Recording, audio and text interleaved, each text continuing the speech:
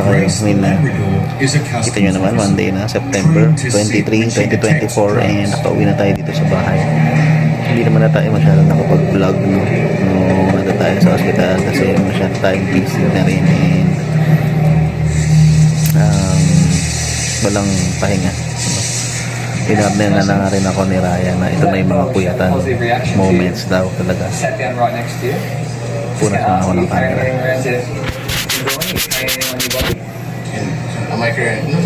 So, puyatan moments na nga rin talaga.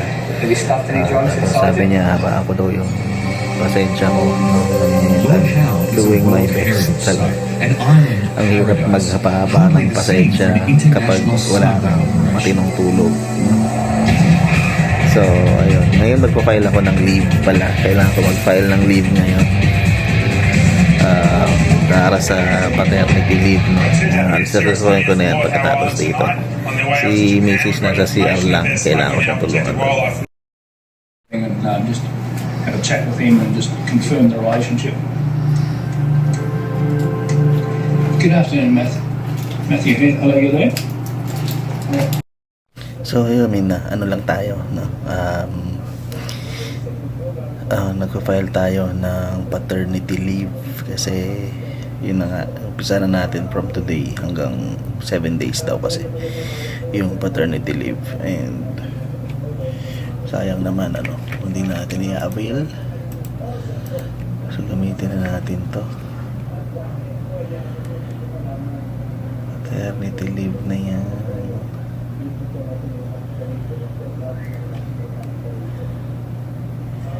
Tayo lang natin lumabas kasi nag-submit na ako ng documents doon sa nag-submit na ako ng documents.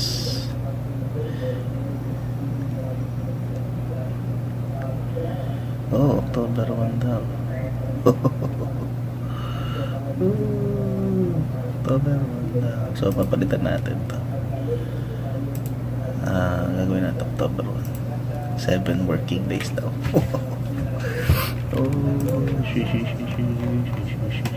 So, yun namin na. Nakapag-file na tayo. Yung isa naman, yung paternity leave dun sa isang app is hindi ko alam kung paano. So, hihintayin ko na lang yung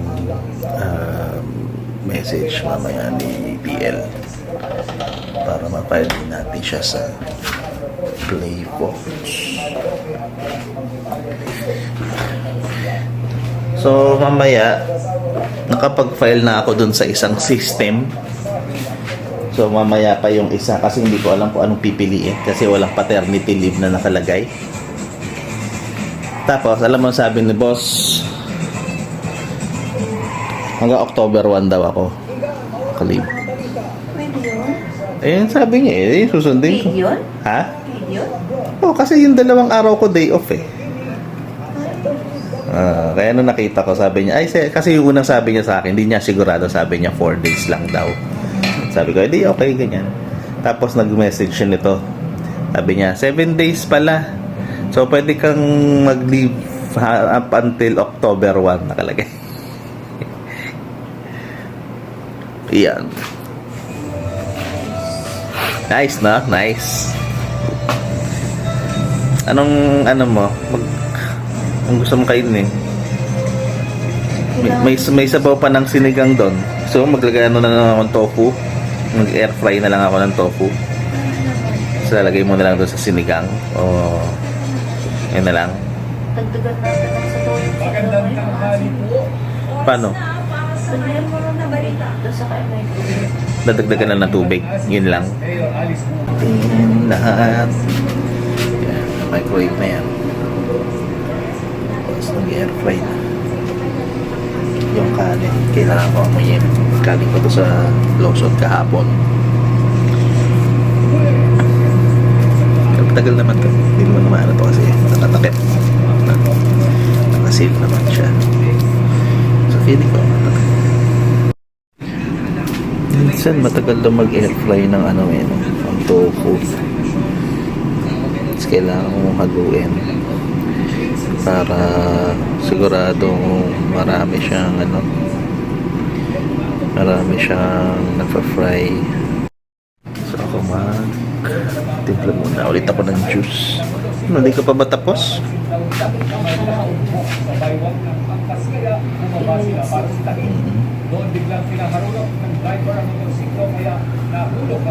Mga ilang ano kaya yung madadala doon, ano? Sa kanya ang isang baril, 2 magazine, isang granada at isang pakete ng hindi hinalang. Wala masyado. Ayon sa suspect, nagpupunta sila roon para mag-hold up ng mga Chinese na galing sa Togo. Maharap siya Wala. ng matang reklamo. Mataling sa concept agent matapos sumalpok ang Parang sayang sa bag.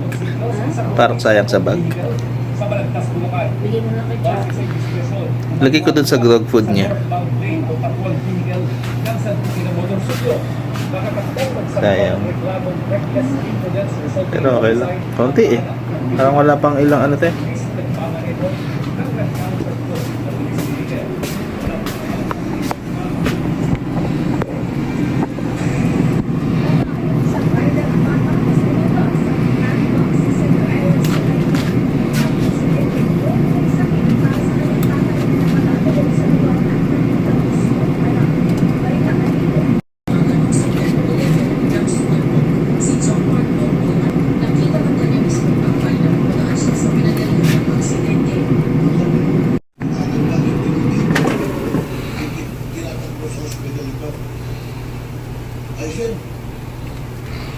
Ito pala yung tongs.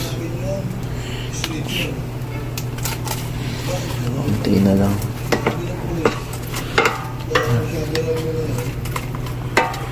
Konti na lang.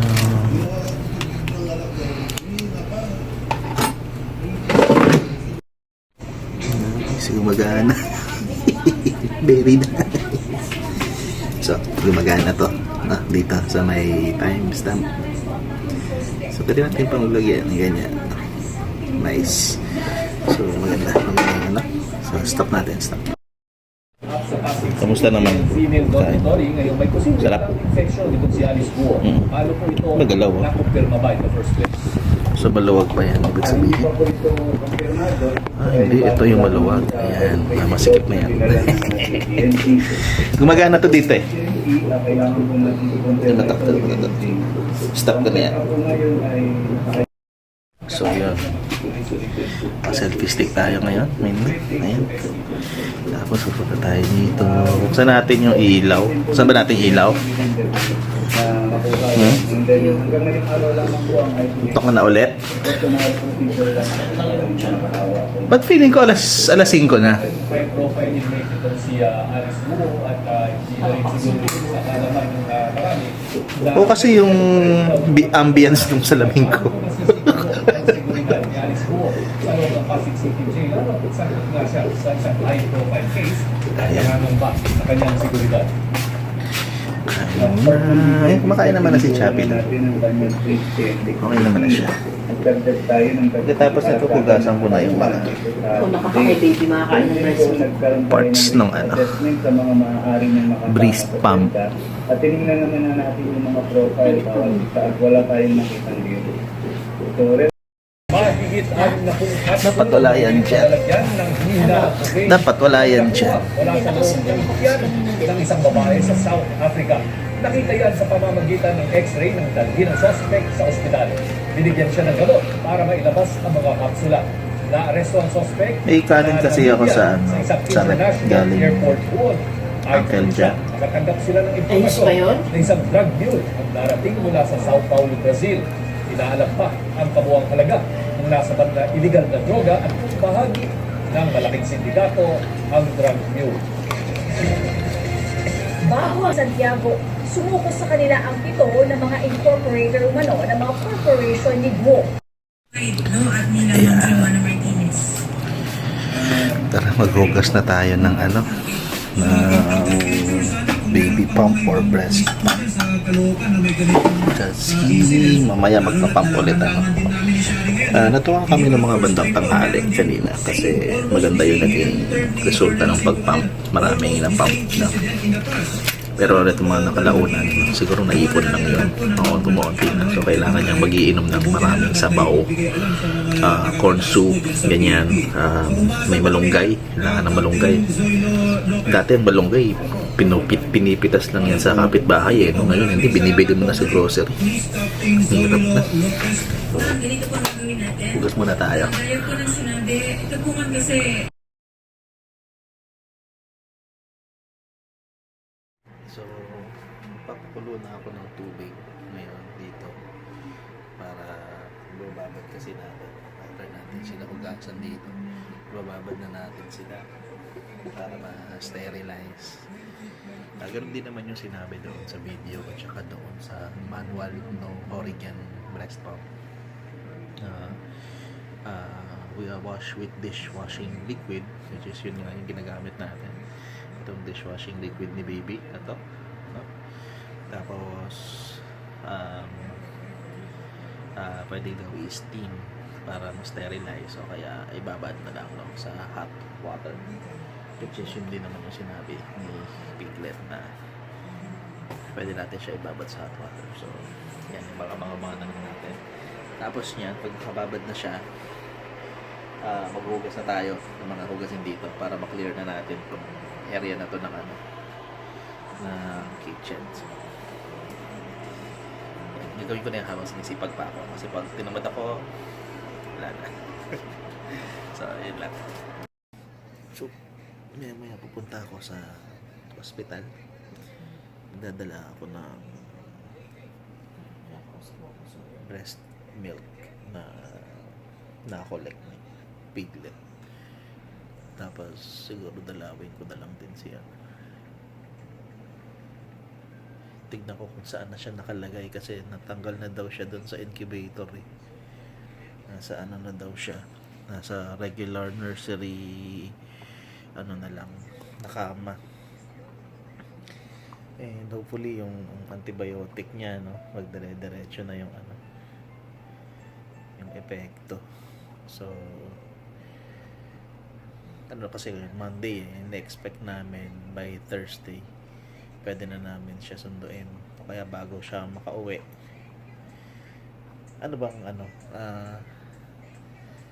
Balak mo pa ba siyang ma-breastfeed doon o pag-uwi na lang niya dito?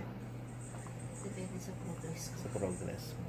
Pero gusto mo pa din siyang Sa last day na din. Parang mag-guide nila ba? Parang maganda rin yan eh, no? May instruct ka nila eh, no? Kasi namin ko gusto kong mag-heal. Kasi pag nandito na siya, Oo. mas puyat ang base na yun. Kaya inaabang mo na mag-recover. Hindi naman ako yung pwedeng sa akin i-instruct, no? Ganito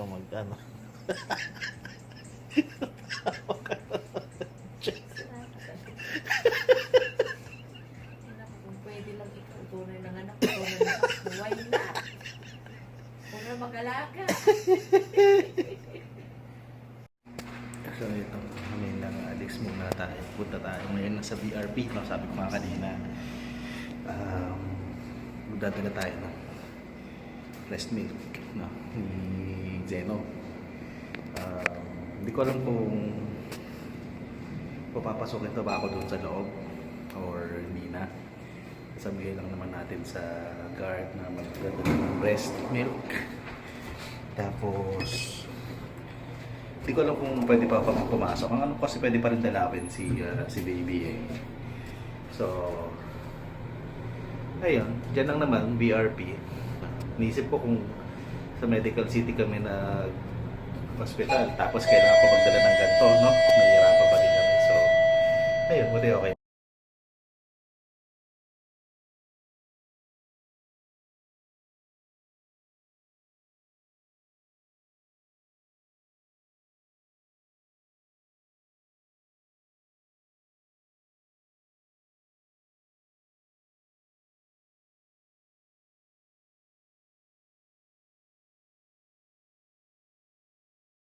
O naihatid na natin na yung breast milk and ayun, pagdating ko doon gising naman si Zeno.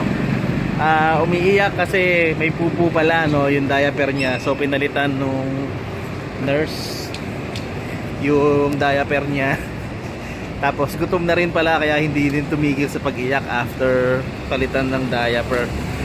Kasi yung pinakain siya 50cc pala yung pinapakain sa kanya. Hindi ko alam kung ano ang equivalent nun sa ml. Pero 50cc isang gantong bote. Tapos parang merong kutsarang paano sa taas. So yun, nakakakargahin siya tapos pinapainom, no. So parang kutsara yung ano niya. Teka lang. Sorry, nakat yung video natin.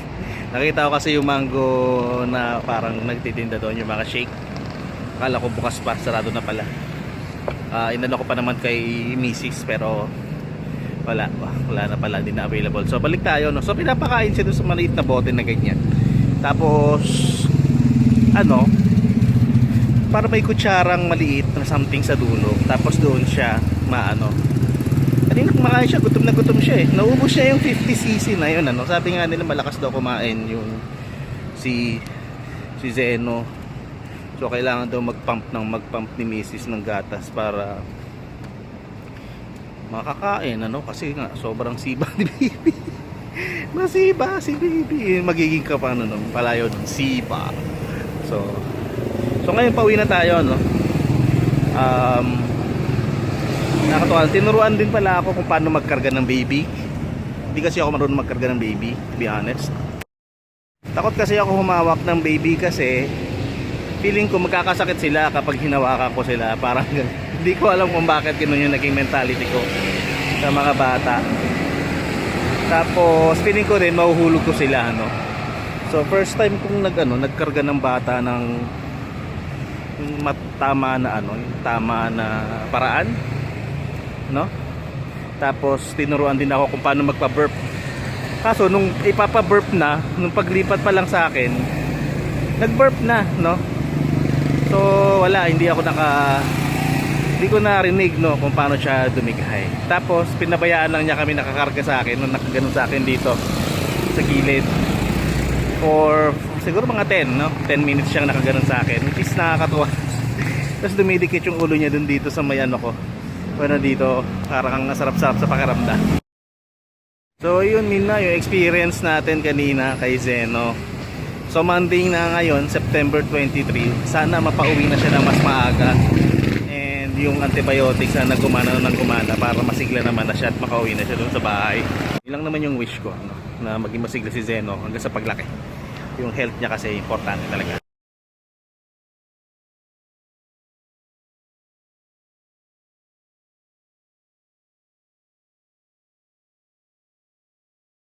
Kala ko may Coke Zero pa dito sa Lawson, wala na pala. Punta muna tayo dito sa may tag mo dito, Uncle John's, no?